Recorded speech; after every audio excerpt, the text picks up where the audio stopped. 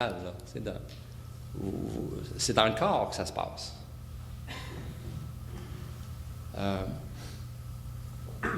Et ça se peut que la tension se déplace. Là, vous pouvez à ce moment-là descendre. Bon, dans cette méthode-là, ce qu'on suggère aussi, c'est lié aux 3 fameux centres d'énergie, hein, où on va dire, je renonce à vouloir que mon besoin de sécurité soit satisfait comme je voudrais. Je renonce à ce que mon besoin d'estime soit satisfait comme je le voudrais. Mais ça, j'appelle ça les litanies, mais moi, je ne le dis pas. Je me contente de dire, je renonce à ce que ça change, là, cette douleur. Elle est là, cette douleur-là. Voyez-vous, je ne me bats pas contre. Mais je m'en détache.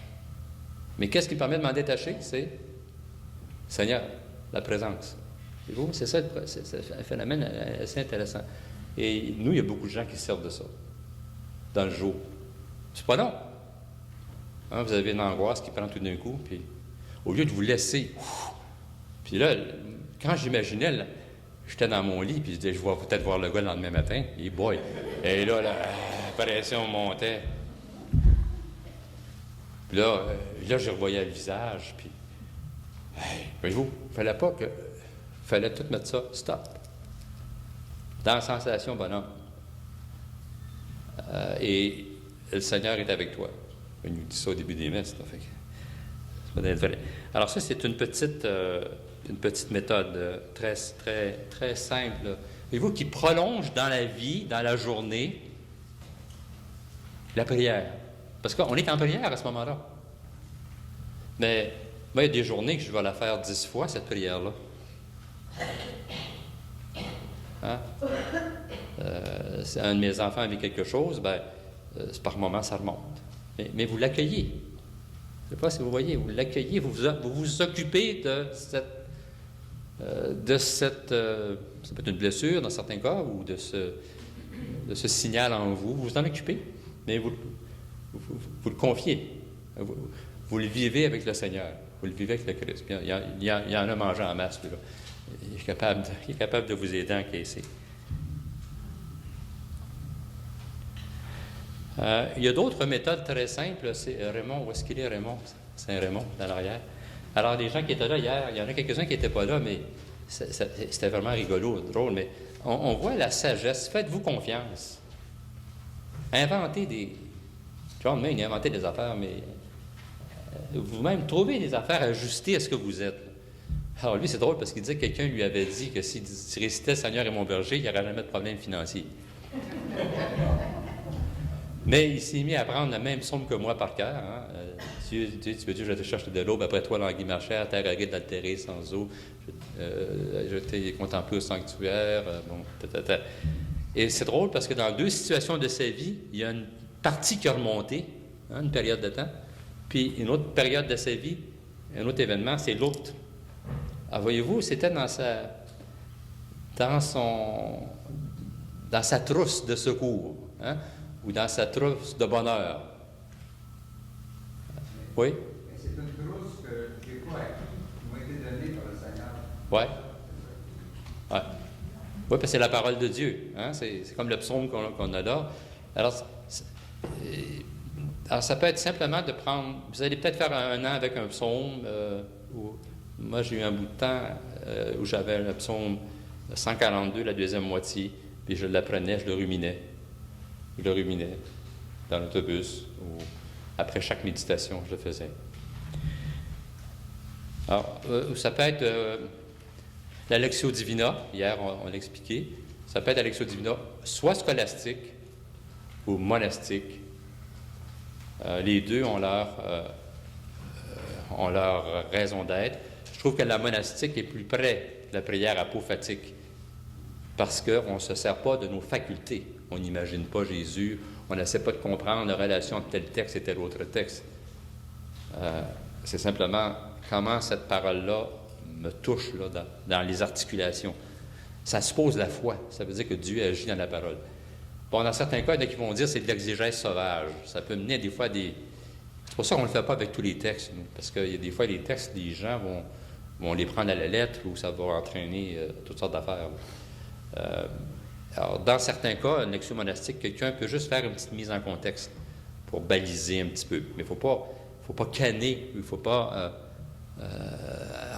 embarquer l'autre dans une voie, parce qu'il n'entendra pas la voix du Seigneur, il n'entendra pas sa propre voix. Il va partir de la voix d'un autre.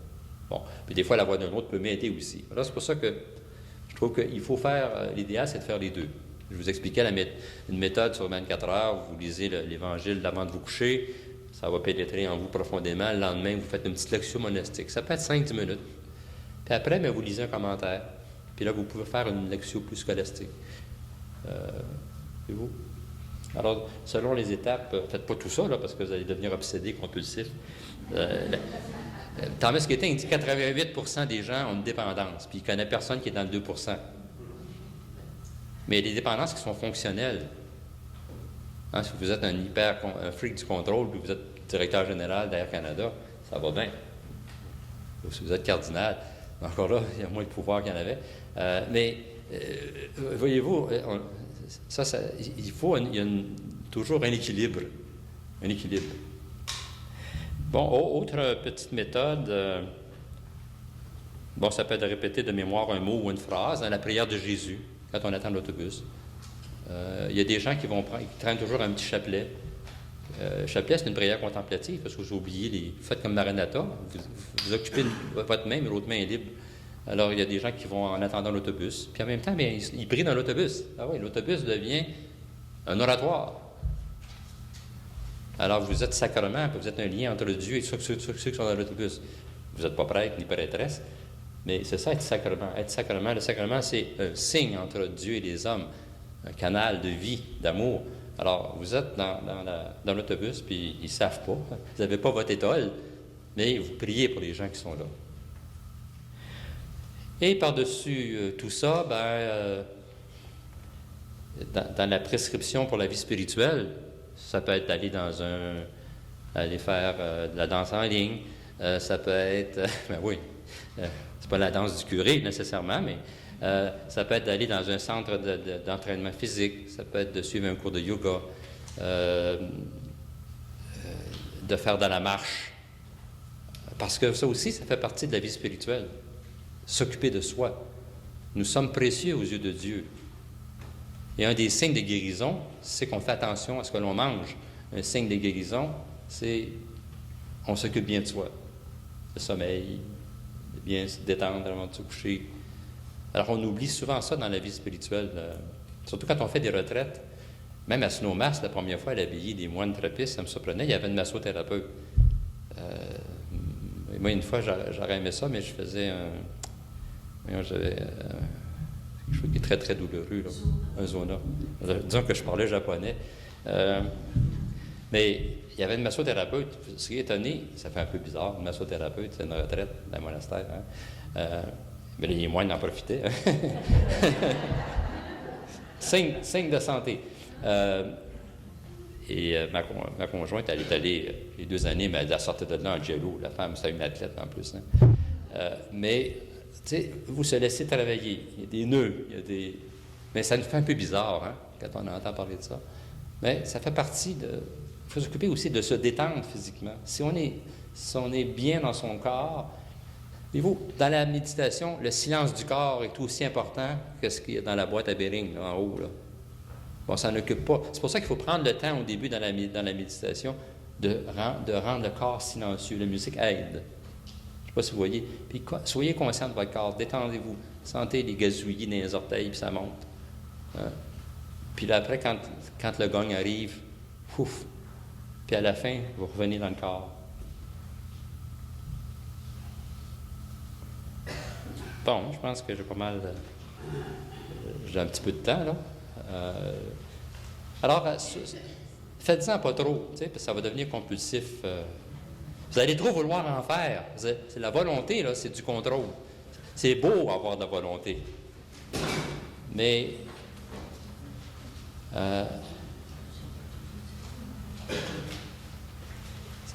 soyez ajustés à ce que vous êtes, aux gens avec lesquels vous vivez.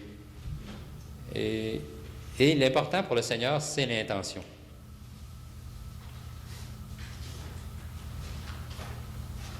Et vous allez voir dans votre vie, après, vous allez avoir un meilleur discernement.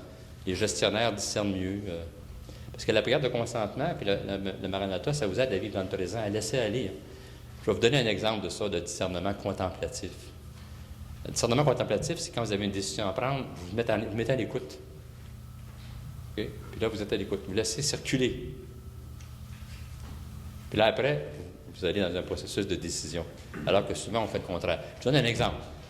On a une télévision, on fait une présentation, nous, d'un DVD.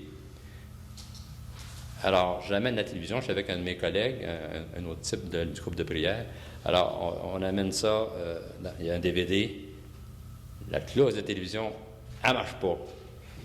Alors, là, en même temps, vous allez voir un trait de mon faux moi. Vous allez voir, ça nous révèle. Alors là, je suis comme déçu. Voyons, qu'est-ce qui se passe? Et là, je suis comme, les émotions, là, j'aime bien faire les choses, moi. C'est une vertu. Mais à un moment donné, ça devient... Voyez-vous, le faux moi, là, quand ça devient...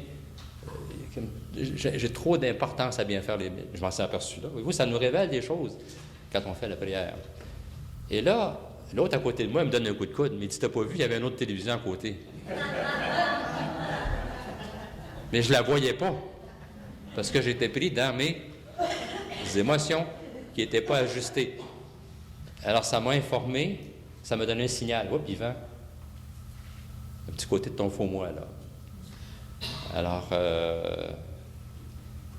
qu'il peut être lié soit à un besoin de contrôle ou à un besoin d'estime, ça reste à voir. Alors, c'est bien, on en prend conscience. Parce que Keating, lui, sa conviction, c'est qu'il y a seulement Dieu qui peut nous répondre à nos besoins fondamentalement d'estime, de sécurité. Heureux les pauvres, ceux qui mangent la claque. C'est parce que la sécurité la plus profonde dans les béatitudes, hein, c'est quoi? C'est la sécurité en Dieu. Les béatitudes, là, ça fait partie, nous, dans Thomas Keating, il y a une section sur les béatitudes. Mais si on mettait ça au début, tout le monde se sauverait. Parce que l'union avec le Christ peut faire que même quand vous méditez depuis 5 ans, 10 ans, que vous avez une paix, que vous ayez à nouveau une période... parce que vous portez la souffrance du monde. Vous êtes réceptif à la souffrance du monde. Puis des fois, alors, on aime mieux pas savoir ce que notre voisine vit, ce que notre belle-sœur vit. Hein, parce que ça nous touche. Alors, souvent, vous allez avoir à porter, comme le Christ le fait, souvent, vous allez avoir à porter, à aider les autres à porter la souffrance. Amen. Bon. Il était mis ça à l'aise, aller dans la vie. Bon. Alors, est-ce que vous avez des questions? On a quelques minutes, je pense. Jusqu'à demi. Il nous reste 7 minutes, là. Si vous avez des questions, gênez-vous pas.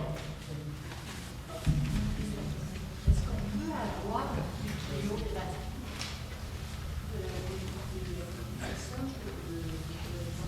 Oui, je sais que j'ai donné quelques titres. Il n'y a pas beaucoup de livres. OK. Ouais, c'est parce que cette documentation est beaucoup en anglais. Aux États-Unis, grâce à la méditation chrétienne, à tout ce que ces moines-là ont fait, il s'est développé des courants de spiritualité. Hein? Contemplative Action avec John Rohr, la méditation chrétienne, Contemplative Outreach, il y a des groupes très... et de sorte que vous allez dans les librairies aux États-Unis, sur la spiritualité, vous avez toute une documentation. Alors c'est ça, il y a beaucoup de livres en anglais. Comme il y a un livre là, que je trouve intéressant, qui s'appelle Spiritual Tools, la boîte à outils spirituelle. C'est fait par une sœur, Margaret Funk. Mais oui, à ce moment-là, ce que vous pourriez faire, soit que vous mettiez sur une feuille des adresses de courriel des personnes qui veulent avoir ces références-là, ou que je les fasse parvenir à quelqu'un. Alors, au moine Marc. Est-ce que d'autres... Oui, madame.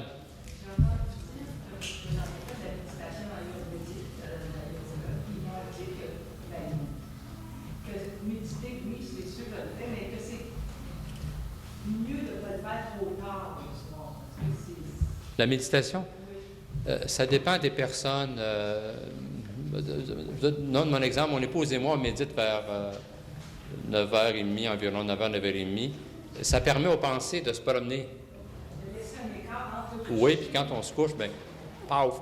Mais dans certains cas, il y a des gens, quand on fait la méditation, souvent, là, c'est la cheminée. Tout ce qui est accumulé dans le jour. Alors, il y a des personnes où ça roule beaucoup. Puis ça peut faire que quand ils se couchent, que Alors, c'est pour ça qu'il faut vous-même vous adapter à votre propre situation. Fait que merci à tout le monde. Là. Merci.